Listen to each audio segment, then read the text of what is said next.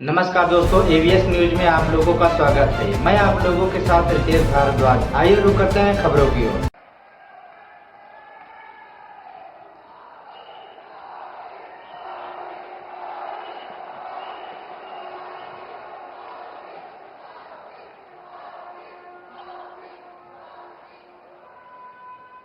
भारत माता की, भारत माता की, भारत माता की।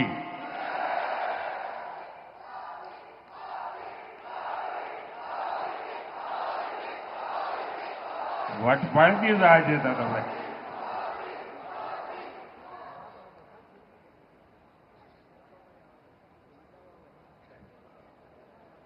गुजरात के राज्यपाल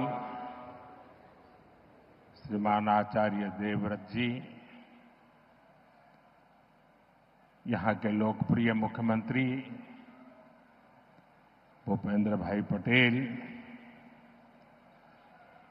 केंद्रीय मंत्रिमंडल में मेरे साथी सीआर पाटिल, गुजरात सरकार के सभी मंत्रीगण, अहमदाबाद की मेयर प्रतिभा जी, अन्य जनप्रतिनिधिगण અને અમદાવાદના મારા વાલા ભાઈઓ અને બહેનો,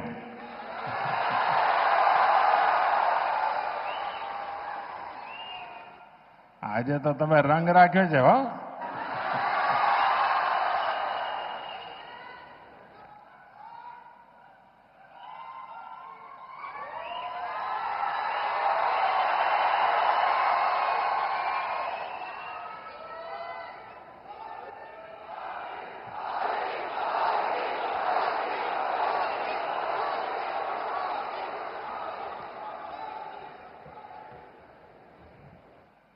ઘણીવાર વિચાર આવે કે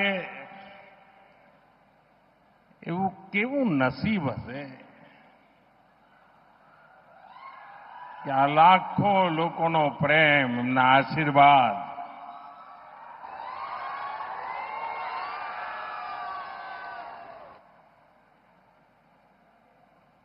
હું આપ સૌનો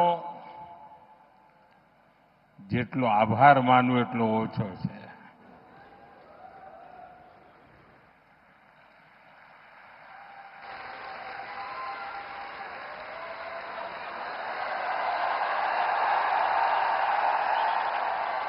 देखिए उधर छोटा नरेंद्र कोई खड़ा हो गया है.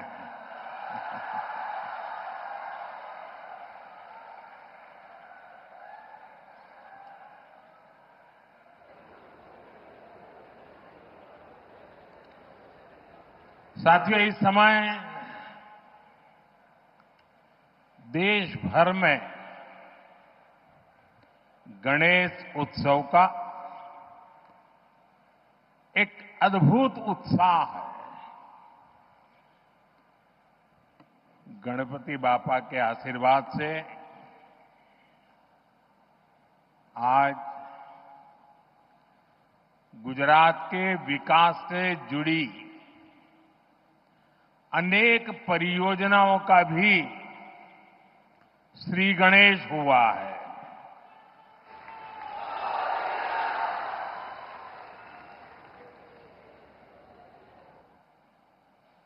ये मेरा सौभाग्य है कि आज मुझे विकास के अनेक प्रोजेक्ट आप सभी जनता जनार्दन के चरणों में समर्पित करने का, आपको सौंपने का सौभाग्य मिला है. मैं इन विकास कार्यों के लिए आप सभी को बहुत बहुत बधाई देता हूं.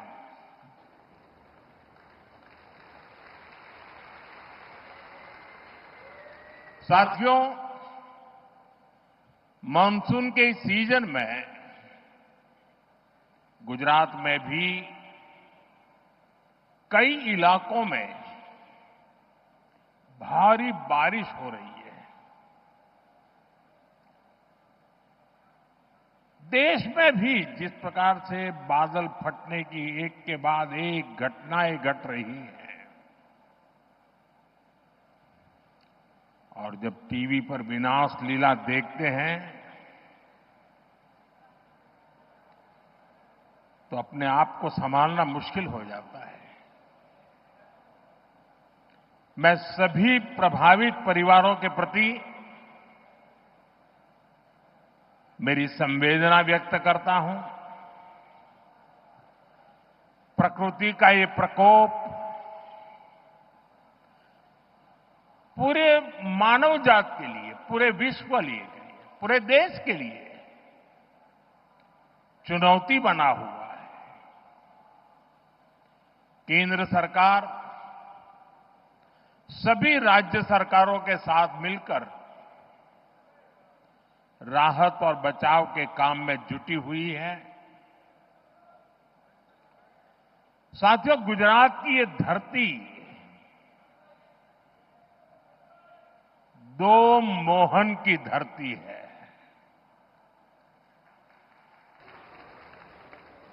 एक सुदर्शन चक्रधारी मोहन यानी हमारे द्वारकाधीश श्री कृष्ण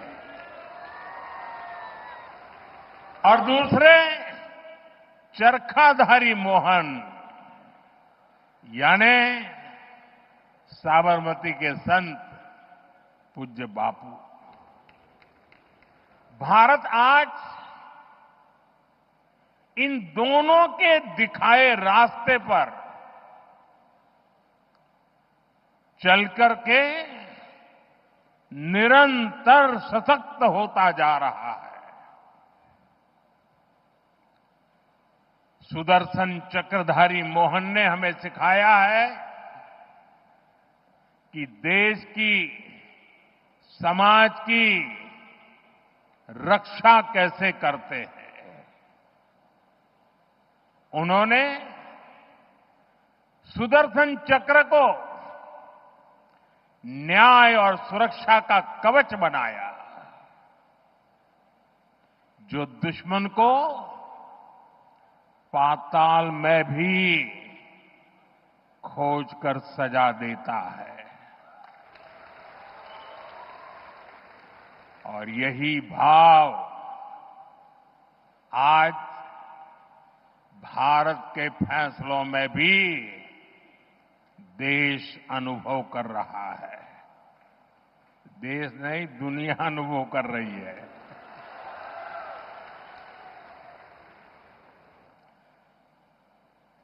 આપણા ગુજરાતે તો અને અમદાવાદે બધા જૂના કેવા દિવસો જોયા છે, જ્યારે હુલ્લડબાજો,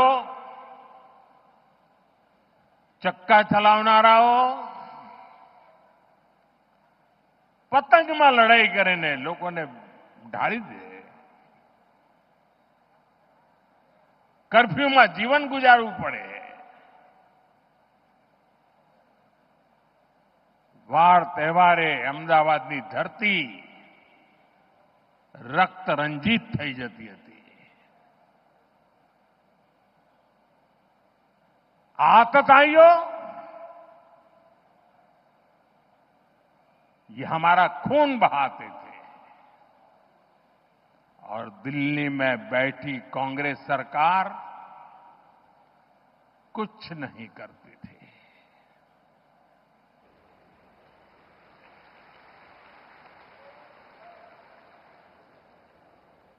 लेकिन आज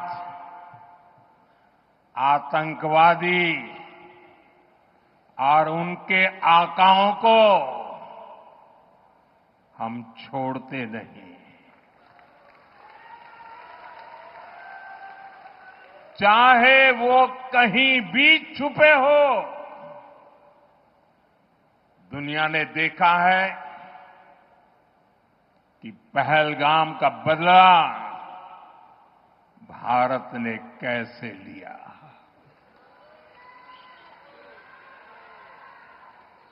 22 मिनिट में બધું સફાચટ કરી નાખ્યું।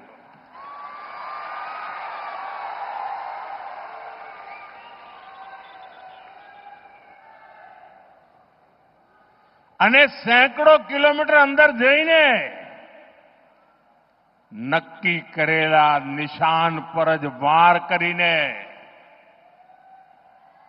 આતંકવાદની નાભી પર હુમલો કર્યો આપણે.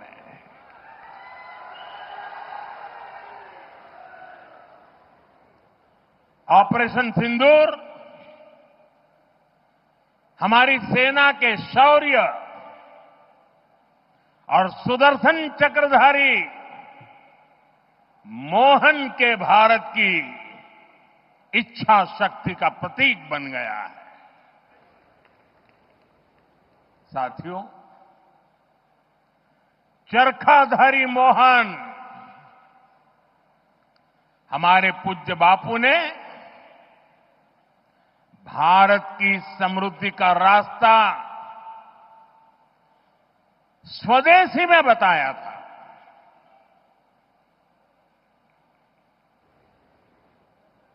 हमारे यहां साबरमती आश्रम है.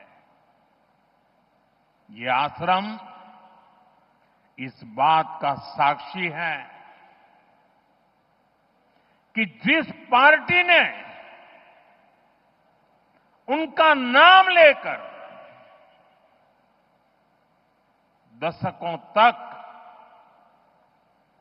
सत्ता सुख भोगते रहे, उसने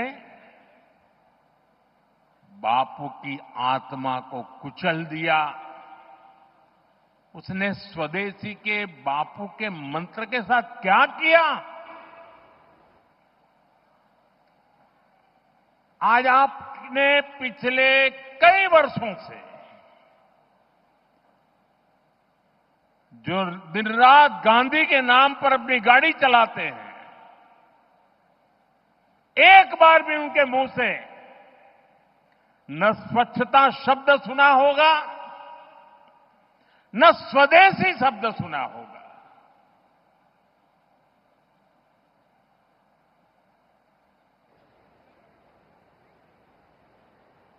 ये देश समझ ही नहीं पा रहा है कि उनकी समझ को क्या हुआ है.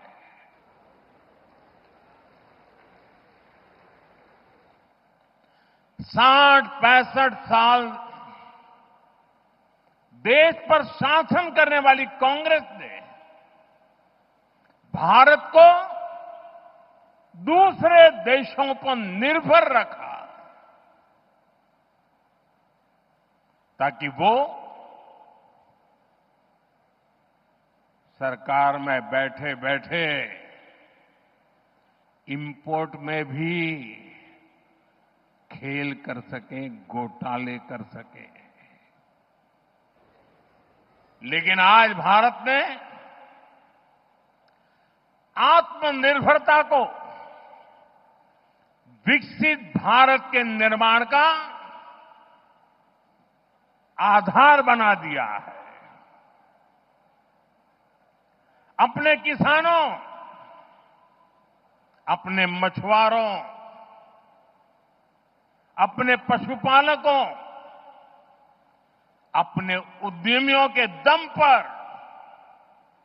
भारत तेजी से विकास के रास्ते पर चल रहा है. आत्मनिर्भरता के रास्ते पर आगे बढ़ रहा है. અને આપણા ગુજરાતમાં તો પશુપાલકો એટલી બધી સંખ્યામાં છે અને આપણા ડેરી સેક્ટરની તાકાત જુઓ ને. હું આજે જ હમણાં ફિજીના પ્રધાનમંત્રી સાથે મીટિંગ કરીને આવી રહ્યો છું. એ પણ આપણા ડેરી સેક્ટરને, આપણી કોઓપરેટિવ મૂવમેન્ટને ખૂબ આદરપૂર્વક વર્ણન કરીને કહેતા હતા કે મારા દેશમાં પણ કંઈક આવું થાય. સાથીઓ, આપણા પશુપાલકોએ અને પશુપાલનમાં તો ગુજરાતમાં બહેનોનું સૌથી મોટું યોગદાન હોય છે. આ બહેનોએ પશુપાલન કરીને આપણા ડેરી સેક્ટરને મજબૂત બનાવ્યું, આત્મનિર્ભર બનાવ્યું અને આજે ચારે તરફ એના જયગાન ચાલી રહ્યા છે। लेकिन साथियों, आप सभी आज दुनिया में आर्थिक स्वार्थ वाली राजनीति सब कोई अपना करने में लगा है, उसे हम भली भांति देख रहे हैं। मैं अहमदाबाद की इस धरती से अपने लघु उद्यमियों से कहूंगा, मेरे छोटे छोटे दुकानदार भाई बहनों से कहूंगा, मेरे किसान भाइयों से कहूंगा, मेरे पशुपालक भाई बहन से कहूंगा, और मैं गांधी की धरती पे से बोल रहा हूं, मेरे देश के लघु उद्यमी हो, किसान हो, पशुपालक हो, हर किसी के लिए मैं आपको बार बार वादा करता हूं, मोदी के लिए आपके हित सर्वोपरि है।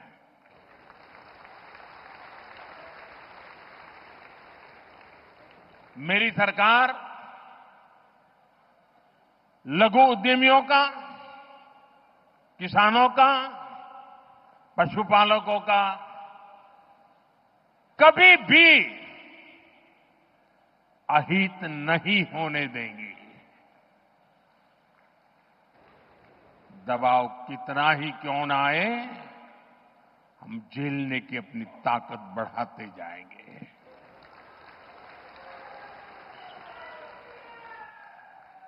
साथियों,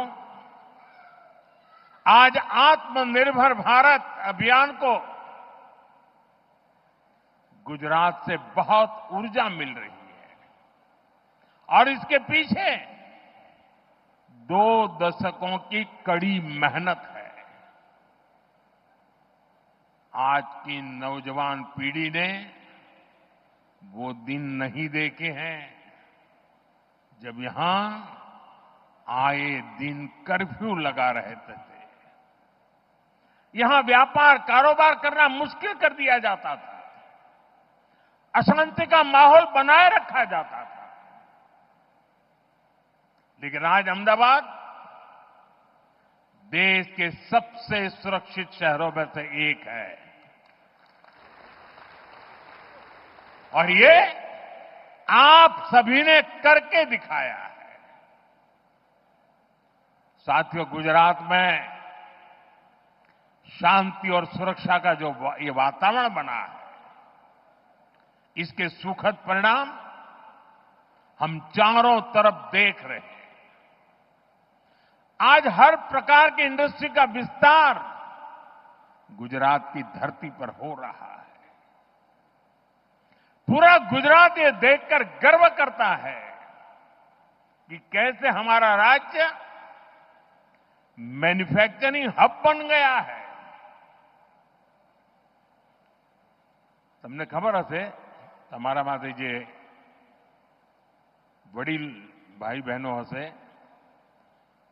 જ્યારે ગુજરાતને અલગ થવાનું એક આંદોલન ચાલતું હતું, મહાગુજરાત આંદોલન, ત્યારે અનેક લોકો આપણને કે તમારા ગુજરાત જુદું કરીને શું કરશો, ભૂખે મરશો, એવું કે તમારી પાસે છે શું? न कोई खनिज છે, न 12 બહુ નદીઓ છે, 10 વર્ષમાં 7 વર્ષ દુકાળ પડે છે, ન ખાણ ખનીજ હોય, ન કોઈ એવા ઉદ્યોગ ધંધા હોય, ખેતી ના હોય અને ઓછામાં પૂરું અહીંયા રણ હોય અને પેલી બાજુ પાકિસ્તાન હોય. કરશો શું એવું કહેતા. મીઠા સિવાય તમારી પાસે છે શું એવું કહેતા. મજાક ઉડાવતા. પરંતુ ગુજરાતને માથે જ્યારે જવાબદારી આવી કે હવે આપણે આપણા પગ ઉપર ઉભા રહેવાનું છે, આ ગુજરાતના લોકોએ પાછી પાની કરી નહીં.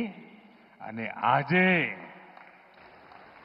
તમારી પાસે શું છે કહેનારાઓને, અમારી પાસે ડાયમંડ નથી ભાઈ, એકે ડાયમંડની ખાણ નથી, પણ દુનિયામાં 10માંથી 9 ડાયમંડ મારી ગુજરાતની ધરતી પરથી આગળ વધતા હોય છે.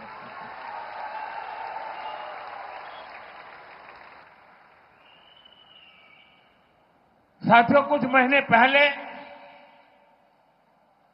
मैं दाहोद में आया था.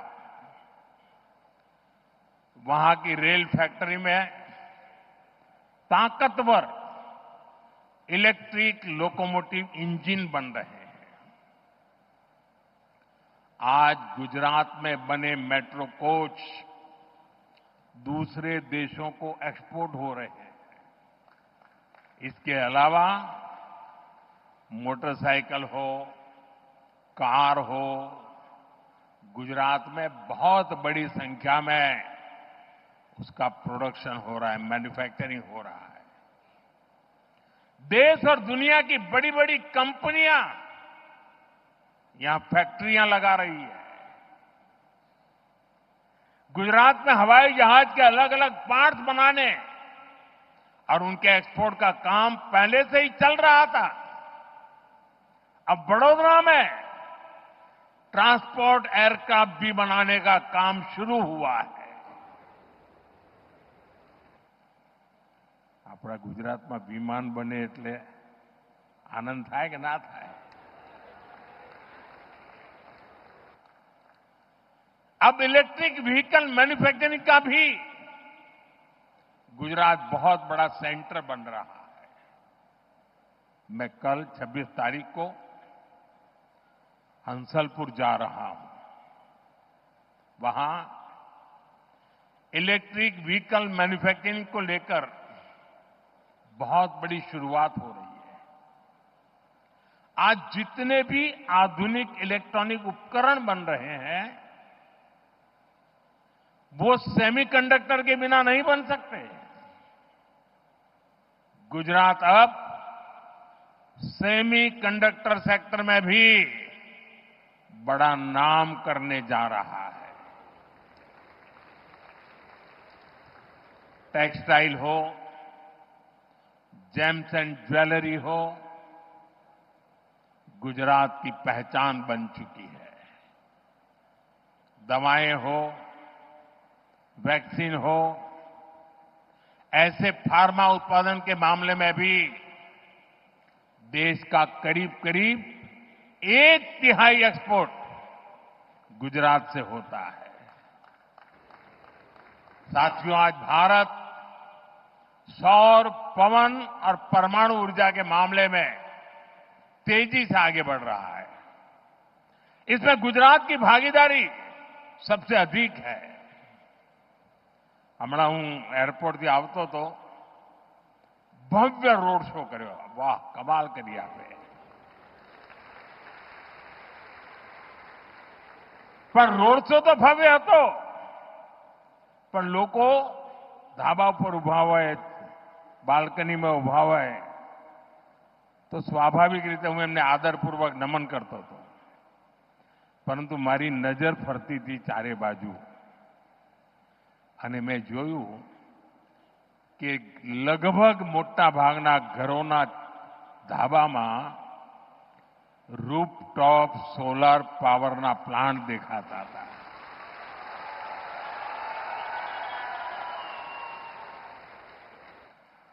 गुजरात ग्रीन एनर्जी और पेट्रोकेमिकल्स का भी एक बड़ा केंद्र बनता जा रहा है.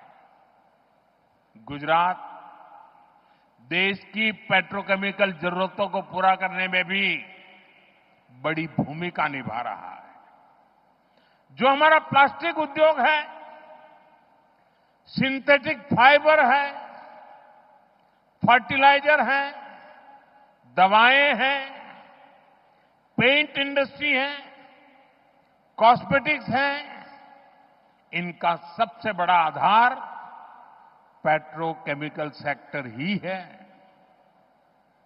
गुजरात में पुराने उद्योगों का विस्तार हो रहा है। મને યાદ છે આપણે ઘણીવાર માથે હાથ મૂકીને રડતા જ રહેતા હતા. આજથી 30 વર્ષ પહેલાના જે લોકો દિવસો યાદ કરે શેના રોદડા રોતા હતા? મિલો બંધ થઈ ગઈ, મિલો બંધ થઈ ગઈ, મિલો બંધ થઈ ગઈ. એ તમે રોજ એ જ ચાલતું હોય અને કોઈ પણ નેતા આવેલા છાપાવાળા આપણે એ જ પૂછે, બોલો મિલો બંધ થઈ ગઈ, શું કરશો? રાત તો કોંગ્રેસનું હતું, પણ એક જ વિષય. આજે ગુજરાત ये ભૂંગળા ભલે બંધ થયા, પણ ઠેર ઠેર એને વિકાસના વાવટા ફરકાવી દીધા છે.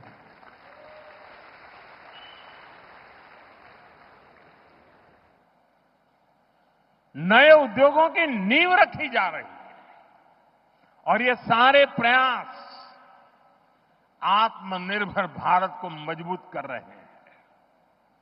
इससे गुजरात के युवाओं के लिए रोजगार के लगातार अवसर बन रहे हैं.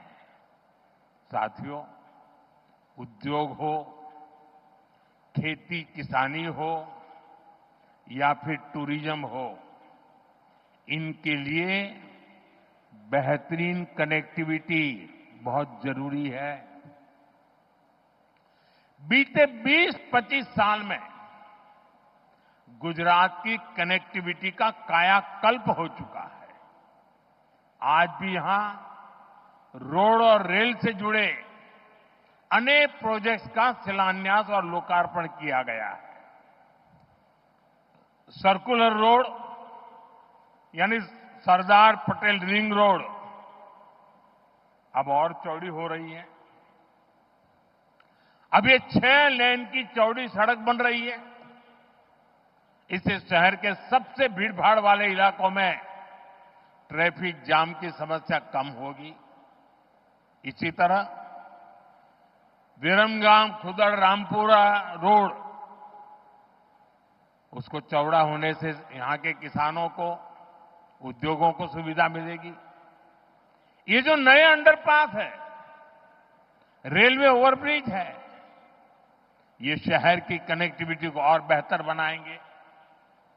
साथियों, एक समय था जब लाल रंग की पुरानी बसें ही चला करती थी. लाल बस, क्या जसो तो लाल बस में. लेकिन आज यहां बीआरटीएस जनमार्ग और एसी इलेक्ट्रिक बसें नई सुविधाएं दे रही है.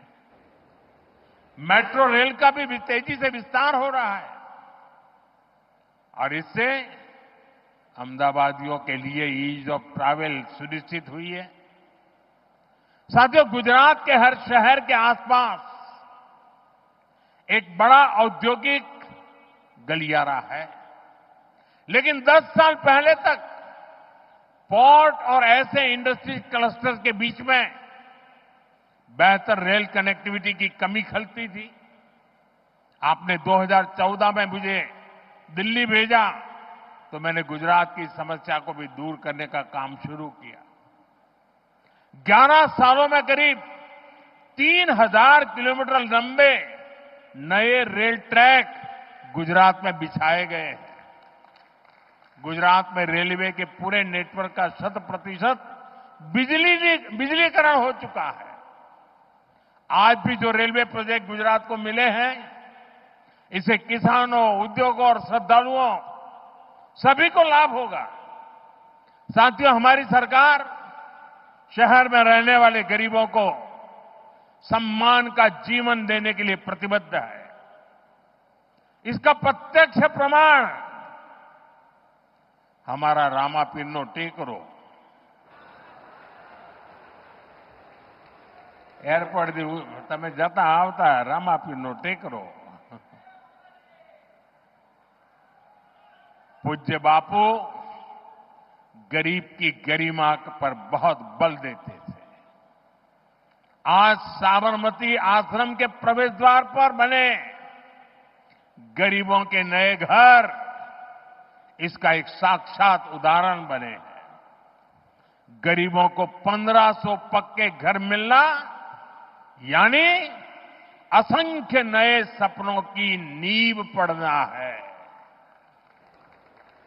इस बार नवरात्र पर, दिवाली पर इन घरों में रहने वालों के चेहरे की खुशी और ज्यादा होगी। इसके साथ पूज्य बापू को सच्ची श्रद्धांजलि के रूप में बापू के साबरमती आश्रम का नवीनीकरण भी हो रहा है।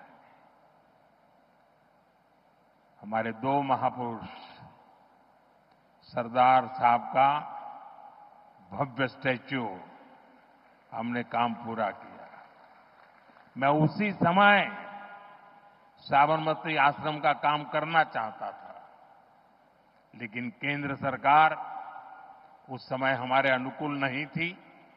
शायद वो गांधी जी के भी अनुकूल नहीं थी और उसके कारण मैं उस काम को कभी आगे नहीं बढ़ा पाया। लेकिन जब से आपने मुझे वहां भेजा है तो जैसे statue of unity Sardar Vallabh भाई पटेल का वो भव्य स्मारक देश और दुनिया के लिए प्रेरणा का केंद्र बना है, जब साबरमती आश्रम के नवीनीकरण का काम पूरा होगा, मेरे शब्द लिख करके रखना दोस्तों, दुनिया के लिए शांति की सबसे बड़ी प्रेरणा भूमि ये हमारा साबरमती आश्रम बनने वाला है। साथियों, हमारे श्रमिक परिवारों को बेहतर जीवन मिले, ये हमारा मिशन रहा है। इसलिए कई साल पहले हमने गुजरात में झुग्गी वालों के लिए पक्की गेटेड सोसाइटी बनाने का बीड़ा उठाया। बीते सालों में गुजरात में झुग्गियों की जगह मकान बनाने के ऐसे अनेक प्रोजेक्ट किए गए हैं और ये अभियान लगातार जारी है। साथियों, जिसको किसी ने नहीं पूछा,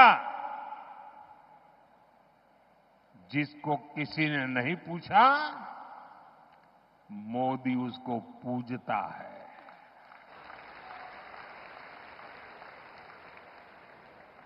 मैंने इस बार लाल किले से कहा था,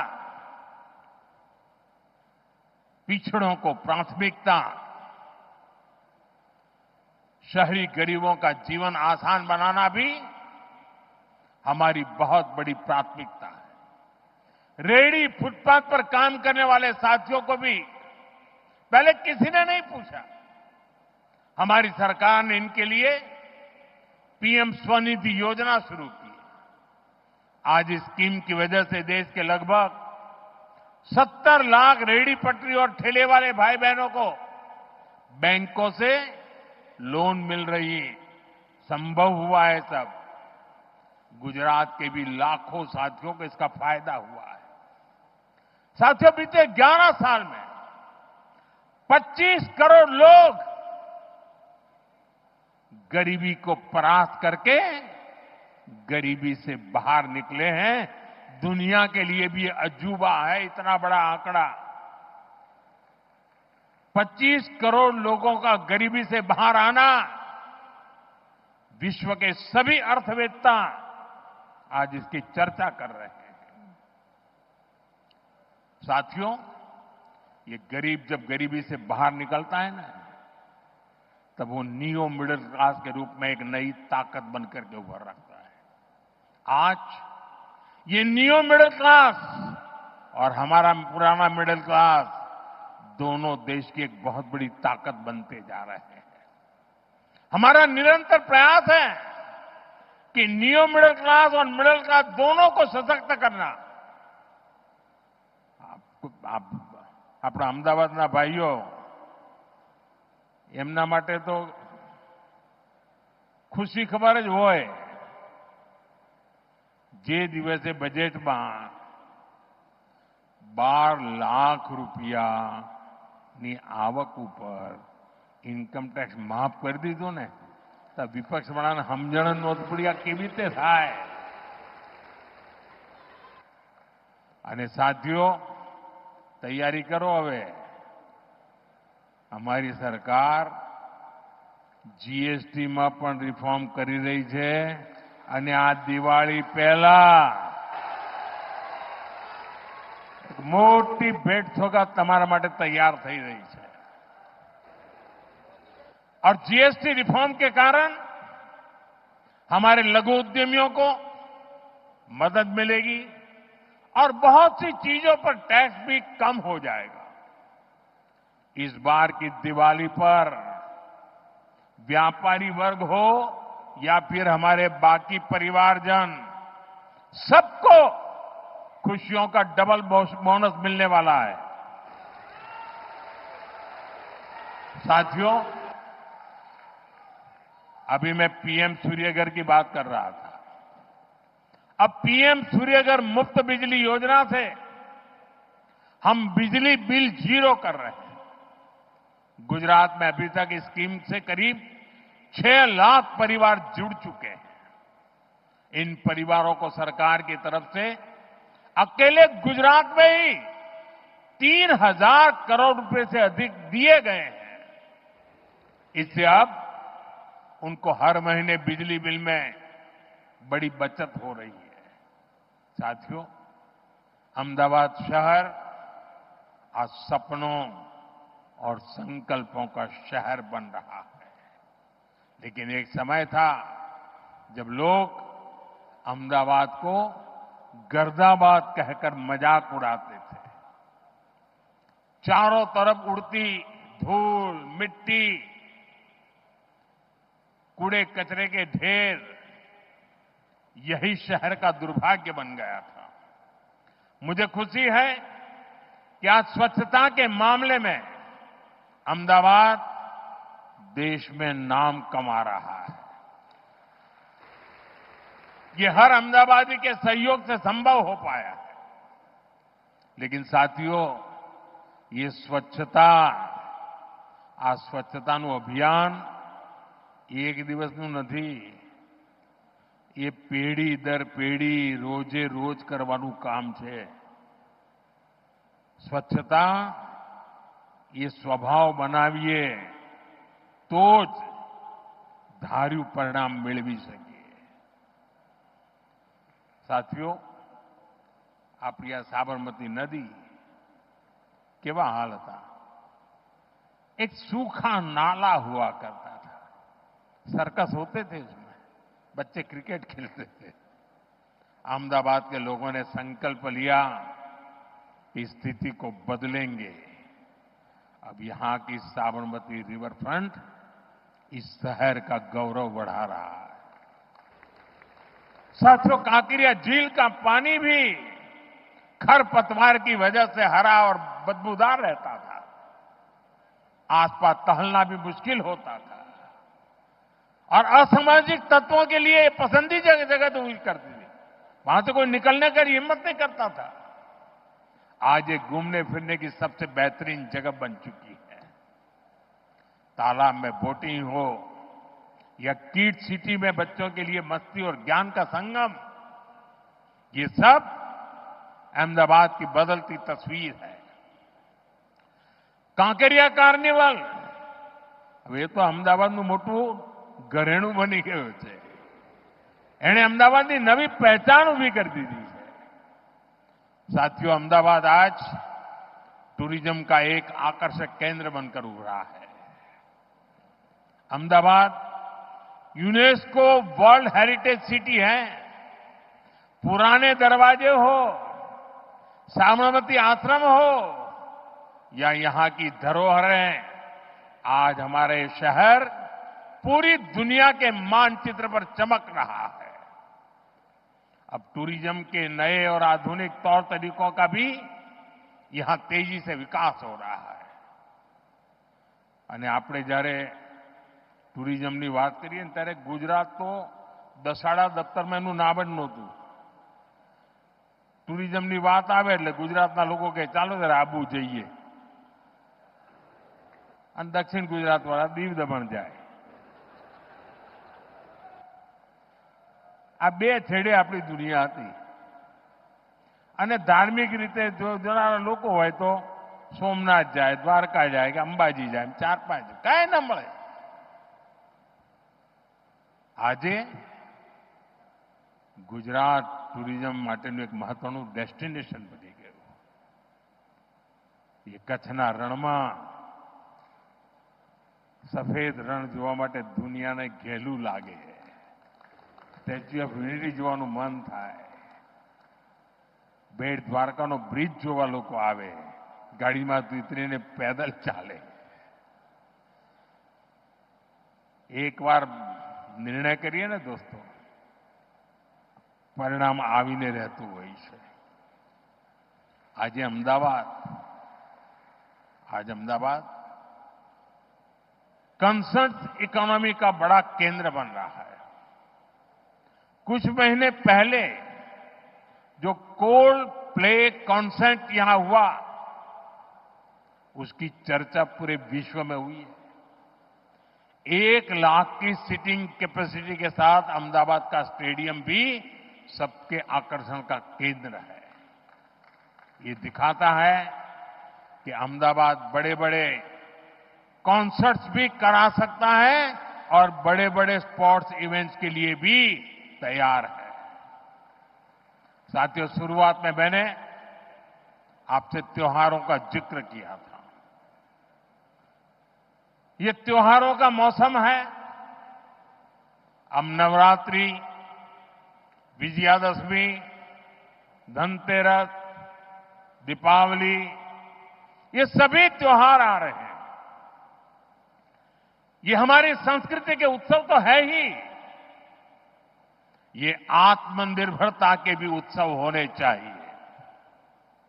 और इसलिए मैं आपसे एक बार फिर अपना आग्रह दोहराना चाहता हूं और आज पूज्य बापू की धरती से देशवासियों से भी मैं बार बार आग्रह कर रहा हूं.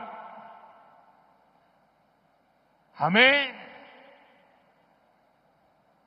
जीवन के अंदर एक मंत्र बनाना है. हम जो भी खरीदेंगे वो मेड इन इंडिया होगा,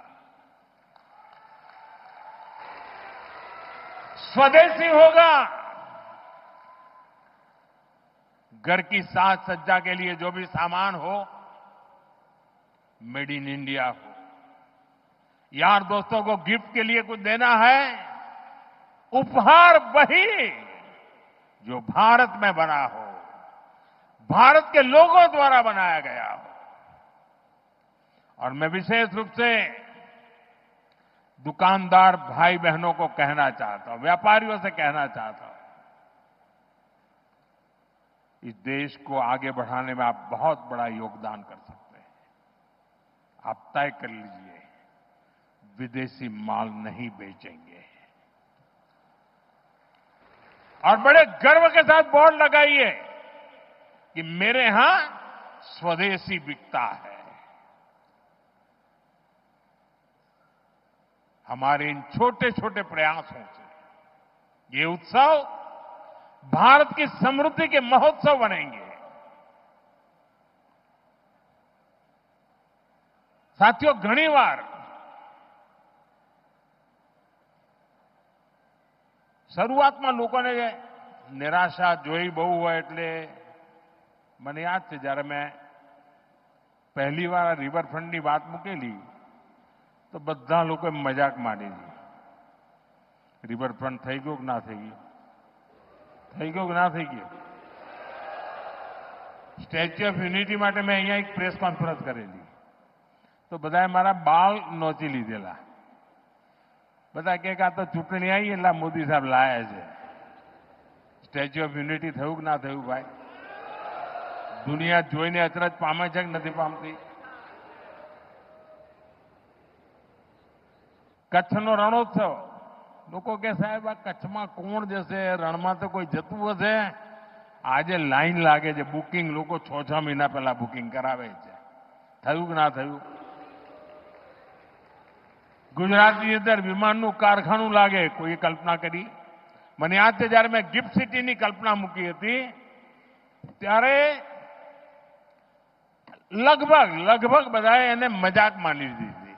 આવું બધું ક્યાંથી હોય, આવી બધા આવા બિલ્ડિંગો ક્યાંથી હોય ને આવું બધું શું હોય અહીંયા? આજે ગિફ્ટ સિટી દેશની સૌથી મોટી ગૌરવ ગાથા લખી રહ્યું છે. અને આ બધી બાબતો હું તમને એટલા માટે યાદ કરાવું છું, તમે બારીકીથી જોશો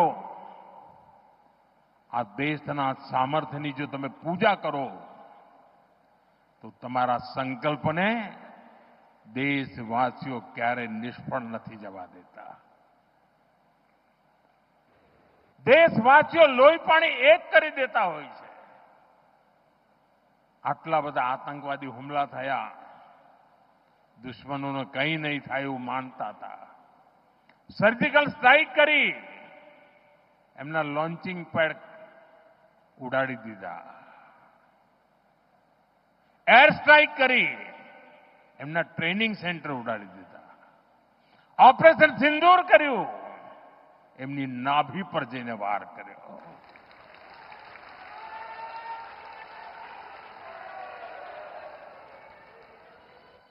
ચંદ્રયાન શિવ શક્તિ પોઈન્ટ જ્યાં કોઈ નહીં ગયું ત્યાં ભારતનો તિરંગો ઝંડો પહોંચી ગયો. ઇન્ટરનેશનલ સ્પેસ સેન્ટર પર શુભાંશુ શુક્લ જઈને આવ્યા અને હવે ગગનયાનની તૈયારી ચાલી રહી છે. આપણું પોતાનું સ્પેસ સ્ટેશન બને એ દિશામાં કામ ચાલી રહ્યું છે. साथियों, एक एक घटनाओं कैसे कि अगर संकल्प लइए, संकल्प के प्रति श्रद्धा होय, समर्पण होय तो जनता जनार्दन જે ઈશ્વરનું રૂપ છે એના આશીર્વાદ પણ મળતા હોય છે, એનો સાથ મળતો હોય છે. અને એ જ વિશ્વાસથી હું કહું છું, આ દેશ આત્મનિર્ભર બનીને રહેશે. આ દેશનો પ્રત્યેક નાગરિક વોકલ ફોર લોકલનો વાહક બનશે. આ દેશનો પ્રત્યેક નાગરિક સ્વદેશીના મંત્રને જીવી જાણશે. અને પછી આપણને ક્યારેય ઓશિયાળા થવાનો વારો નહીં આવે. દોસ્તો, ત્યારે કોવિડના સ્થિતિ હતી, ભૂતકાળ કહેતો કોઈ જગ્યાએ વેક્સિન બન્યું હોય તો આપણા દેશમાં આવતા 40-40 વર્ષ લાગી જતા હતા. લોકો કહેતા હતા કોવિડમાં થશે શું? અરે આ દેશે નક્કી કર્યું, વેક્સિન પોતાની બનાવી દીધી અને દેશના 140 કરોડ સુધી વેક્સિન પહોંચાડી દીધી. આ દેશનું સામર્થ્ય છે. એ સામર્થ્યના ભરોસે હું ગુજરાતના મારા સાથીઓને કહું છું કે આપે મને જે શિક્ષણ આપ્યું છે ને, આપે મારું જે ઘડતર કર્યું છે ને, આપે મારામાં જે જોમ ભર્યું છે, જે ઉર્જા ભરી છે, 2047 દેશ જ્યારે આઝાદીના 100 વર્ષ મનાવતો હશે, આ દેશ વિકસિત ભારત બનીને રહ્યો હશે.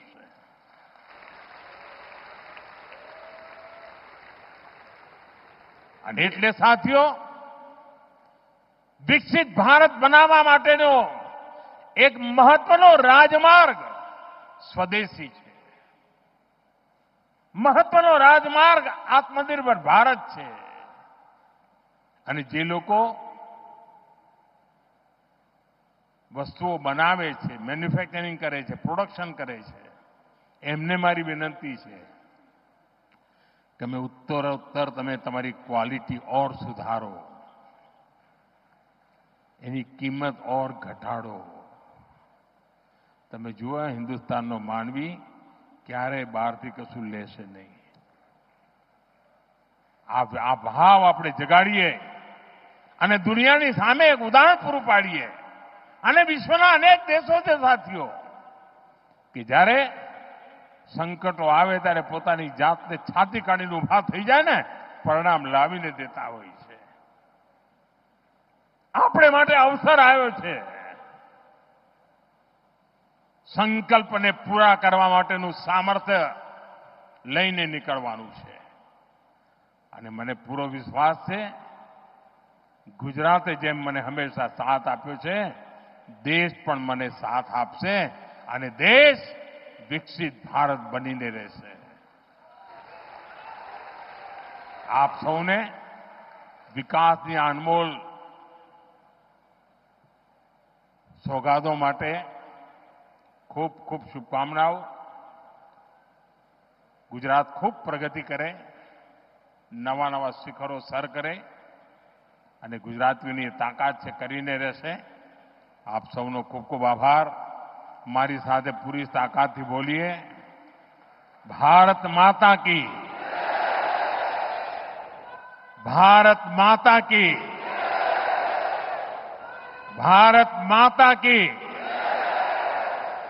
धन्यवाद.